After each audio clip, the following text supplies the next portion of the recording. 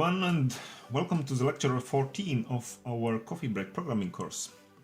So in this lecture we will see the operators, operands and expressions. We will see what is what and why they are important things. So this is our schedule for today. So we start with operators, operands and expressions, and then we will see what kinds of expressions and operators there are in C++ and how to determine the kind of expression, and we will end this lecture with a homework again.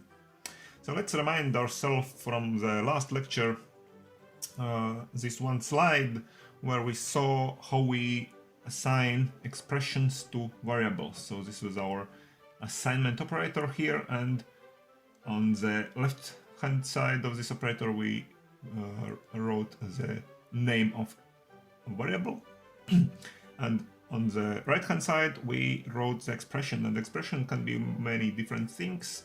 These were our examples here. For example, such a large, long and very complicated expression, and we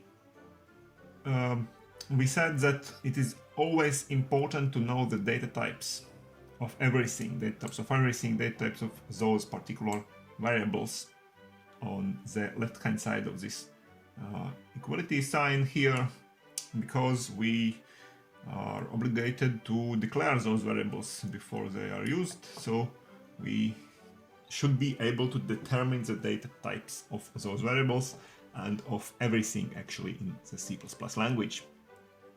So, but here we can see many different things on those right hand sides here within those expressions. So for example, something like variable names, values, operators, multiplication operators, subtraction, addition, and everything else. And let's now try to classify a bit and introduce some new concepts in order to be able to talk about these things in more detail. So actually we have three interconnected things here, or terms. So we talk about operators, operands, and expressions. So let's start with operators. Operators are such things, some examples are shown here, that may perform some, for example, mathematical functions. For example, this operator plus means the addition function, the mathematical addition. And if we use some operator, we write the symbol of the operator, and then on each side of the operator here, what we write is called operands. Operands. The operands can be either values, for example 17 or 5.9, or variable names, variables. So we can write, for example, x on the one side of this operator plus, and for example 17 on the other side of the operator plus. So these are both operands, x and 17, and as a result what we obtain here, this thing all together, is called the expression. The expression is built by combining operators and operands, by using some particular operator and writing two operands, one in each side of this operator. And this is the way how we build expressions. And expressions therefore can be also very many different things, because there are many operators which we can use. That means there are different possible expressions that we can obtain as a result. And expressions can serve as operators themselves actually to build more complicated expressions. For example, here in this first case, let's see what happens. We see that first of all we have used the operator plus, and we have written the operand y in one side and the operand 49 on the other side, and this is the expression.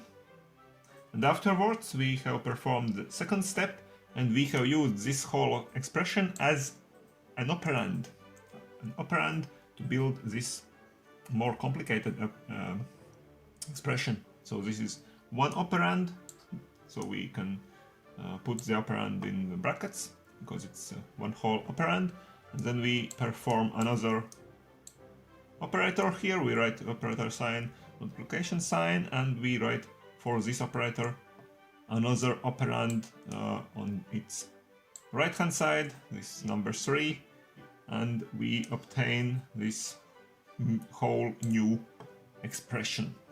Okay, and we can go on and build more and more complicated expressions in such a way when we use expressions as operands for new and new operators. And there can be many different kinds of operators, as I said before, and therefore we can obtain many different kinds of expressions. And let's just see what kinds of expressions and what kinds of operators do we actually have in the C++ language. And actually, this is not so complicated as it may seem at the first moment, because in C++ we actually distinguish only between two kinds of expressions. Actually there are some other kinds of expressions, but they are built in a slightly different manner. So let's now concentrate on only those two kinds of expressions. So we have arithmetic expressions and we have logical expressions. Arithmetic expressions means that the result of such an expression is a number. This is an arithmetic thing, a number. For example, if we write something like that, we use the operator plus, we use operands x and y, and this expression is an arithmetic expression because the result will be a number. And logical expressions mean that the result will be not a number but a logical value. Logical values, as we know, is only true or false, only two values. And for example, here we can see one particular logical expression. Again, here we have used one operator, greater than operator, and we have used two operands, the same operands in this case here, x and y, and we have obtained expression x is greater than y, and the result of this expression will not be a number naturally, but the result will be either true or false, whether or not x is greater than y or it's not greater than y. So this is a logical expression. And as we saw before, it is very important to always know the data types of everything. So the data types are first-class citizens in the C++ language, and this is the most important thing. So whether we write something like that or something like that, an arithmetic expression or a logical expression, we need to know the data type. Now let's start here with the logical expressions because it's very easy for logical expressions. There is only one data type possible for a logical expression, and it is a bool. We remember this data type from one of the previous lectures. When we talked about the most important data types, there were four different data types: int, double, char, and bool. And this data type bool means that this is a logical value, true or false. And for logical expressions, of course, if we want to assign such an expression to a variable, we will declare the variable as a bool variable. Okay. So this is very easy for logical expressions. And now, if we talk about arithmetic expressions, the result of an arithmetic expression is a number, but we have two different data types for numbers. Okay. Int or double. Either it's a integer number or it's a real number with a comma, for example.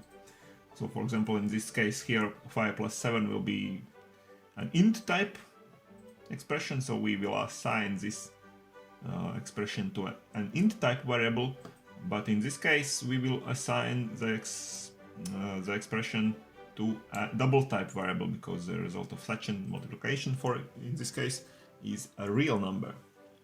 And there are ways how we will be able to determine whether the data type is int or the data type is double for an arithmetic expression. We will see this in more detail in the next lecture. But for now, we have to understand that these two things are important for any expression. We have to be able to perform we have to be able to determine those two things about any expression. So first of all, we how to recognize its kind, the kind of expression, so whether it's arithmetic expression or it's a logical expression. So this is a kind of expression. Why is it important? Because there are various language constructs in the C++ that will demand different kinds of expressions. Some constructs will demand arithmetic expression, and some constructs will demand a logical expression, and so therefore we have to be able to determine when we see some very long and complicated expression, we have to understand whether it's arithmetic or logical expression, and we will see right now how we will determine the kind of an expression. And the second thing about expression, how determined the kind of expression, we have to determine its precise data type. So if it's a logical expression, it's very simple, it's bool. But if it's arithmetic expression, we will see how we can determine the particular data type, int or double. So let's now start with this first thing, to recognize the kind of any expression. But first of all, to be able to do that, we need to first of all see what are operators, what kinds of operators there are in the C++ language. So we saw that there were two kinds of expressions, and there are three kinds of operators. So operators, remember, are all these different little things written here that correspond to various mathematical functions. And there are three kinds of those operators. So first of all, there are arithmetic operators. These are all arithmetic operators. We will not talk about them in more detail now, but in the next three, I think, lectures, we will go and look in more detail in all of those three groups of operators. So, but for now, we have to just have a broad overview of the operators. So we have three groups: arithmetic operators, comparison operators, and logical operators. And actually, the kind of expression, whether the expression is arithmetic expression or logical expression, this is determined by the kind of its final operator. So this is the main essential thing about determining the kind of expression. So the expression kind is determined by the kind of its final operator. Final meaning the last operator that has been applied to build the expression. And here we can see how it's been determined. So arithmetic operators make arithmetic expressions. This is a very simple and straightforward thing. And the other two operators, comparison and logical operators, make logical expressions. So if the final operator is arithmetical, it means the expression is arithmetic. And if the final operator is one of those two, comparison or logical, then it means that the expression is a logical expression. And let's see one particular example to how we determine the kind of expression. So, for example, here we can see a very long and complicated expression written here, and now we want to assign the result of such an expression to some variable. Let's say my var is the name of variable, and now we have to declare the variable, of course, to determine its data type. So we start with the determining of the kind of this expression, whether it's an arithmetic or a logical expression. So how do we do it? So we start performing those functions written inside this expression one by one. So the first thing we can do is, for example, this small expression y minus 3. Let's assign another. Let's assign this value of this expression to another variable, for example a. You don't have to do it in real life when you will see some particular expressions, but now just for understanding, we will assign new values. New variables will be introduced to make it more easy. So let's say this is now a, which is written here inside those brackets. Now the next thing we can do a times this number 2401. So this is a times this one, so this will be b. Okay, and the next variable b. So next thing is x plus this thing here, which is b. X plus b, this will be c. So this one, this is c. Next thing, we can do this one in brackets here, x plus y. Let's denote it by d. And now let's introduce another variable e, which is 17 times brackets here, which is d. 17 times d is e, and the final thing is c greater than e. This was c in this side of this last operator. This was greater operator, and this is e. C is greater than e is our final expression, and my var, we assign the value of c greater than e. And this means that my var variable must be declared as a bool type variable.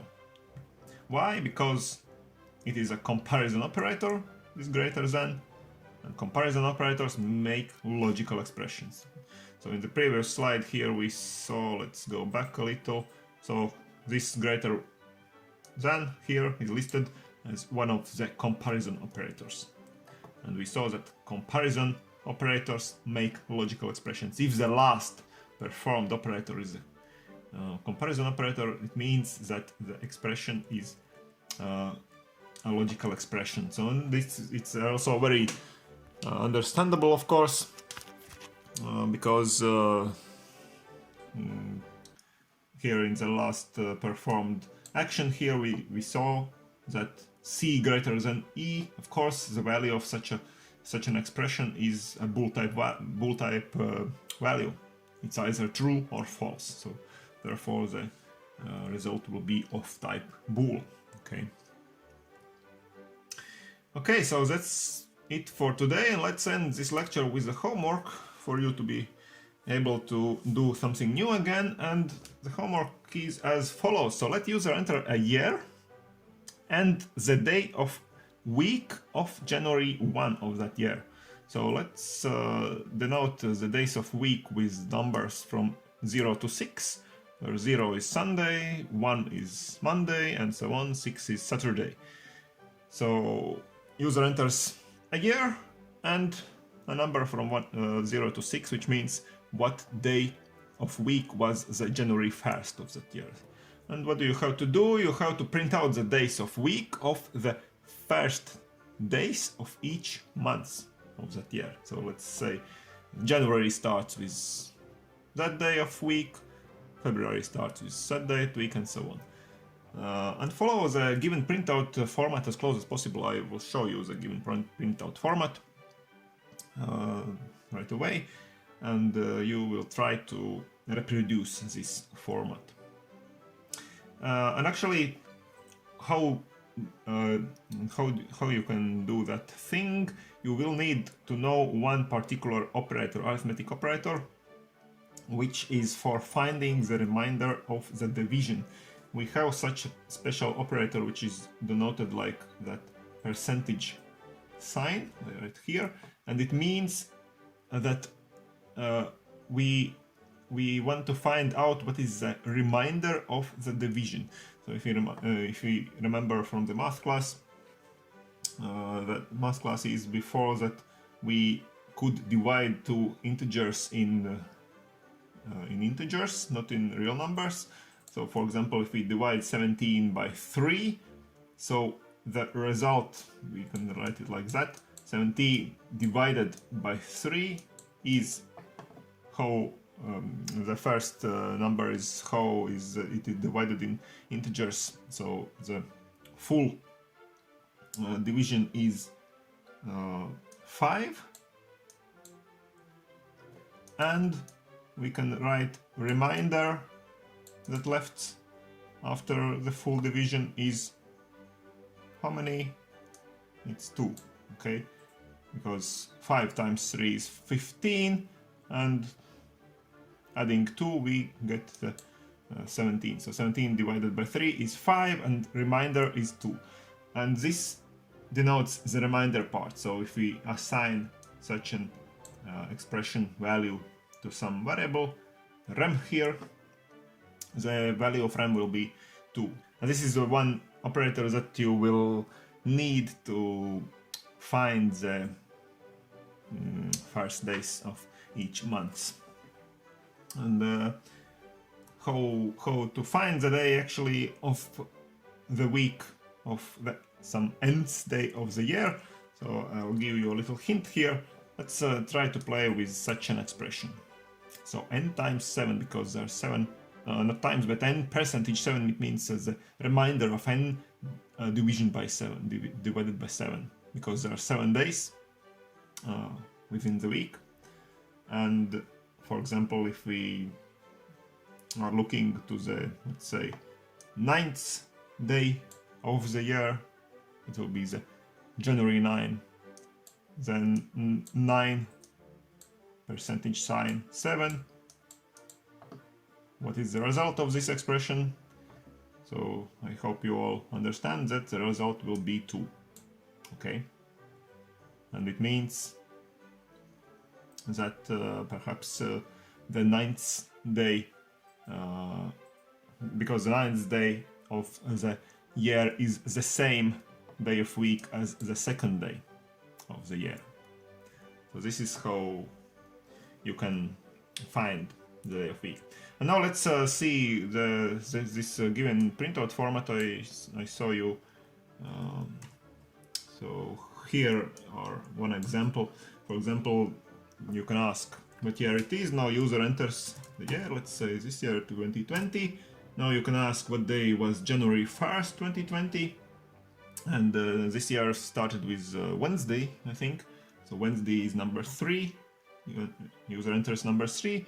And now you print out all the weekdays for the first days of each month. So for example, like that in such a format, such a nice table. Everything here is printed out using the regular cout operator in C++. So nothing new here. So you can certainly build such a printout within your program. So for example, January starts with Wednesday because it was entered by user, February starts with Saturday, March starts with Sunday, April starts with Wednesday, and so on. So this is our program which we will have to build now. So in this lecture we saw quite a lot of things. We saw operators, operands, expressions. We introduced those new concepts. We saw kinds of expressions. There were 2 kinds of expressions, arithmetical and logical ones, and 3 kinds of operators, arithmetical operators, comparison operators, and logical operators. And in the next lectures we will go through each of those kinds of operators one by one. And we saw how we determine the kind of expressions in this lecture, and in the next lecture we will see how we can determine the precise data type of expression. And we saw a homework also. So these are things we did in this lecture, and that's it for today. So stay tuned, subscribe to my channel, and see you soon.